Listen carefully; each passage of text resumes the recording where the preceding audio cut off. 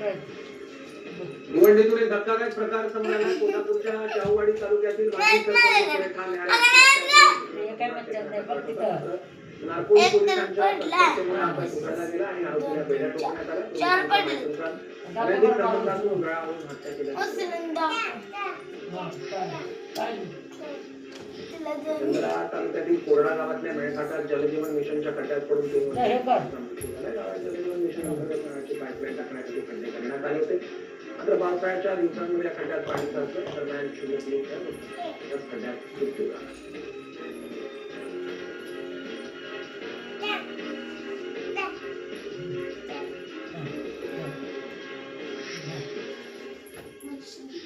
Corona काळात नवी मुंबई महापालिकेनं केलेल्या खर्चावर गंभीर प्रश्नचिन्ह उपस्थित झाले.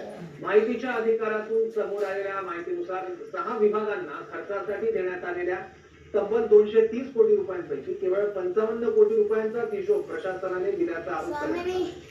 विशेष म्हणजे आरोग्य विभागानं 120 कोटी रुपयांचा खर्च दाखवला असताना फक्त 20 कोटी रुपयांची माहिती उपलब्ध करून देण्यात आली.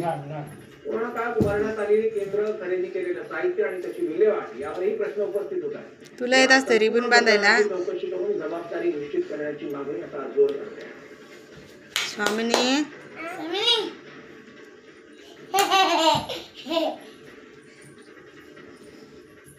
मी बांधून देऊ.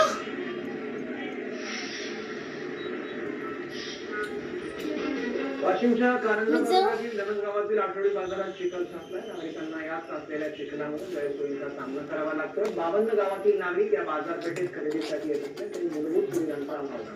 प्रशासनानं तातडीनं उपाययोजना करण्याची मागणी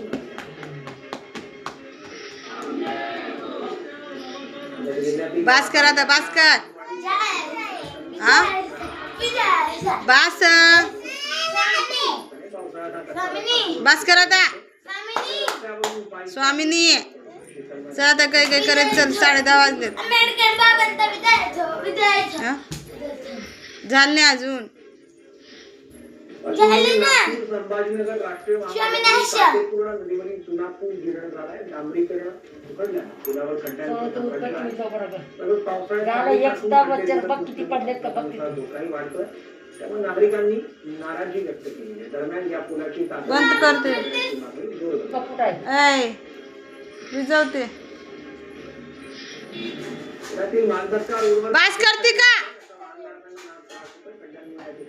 झोप नाही का आली तुला.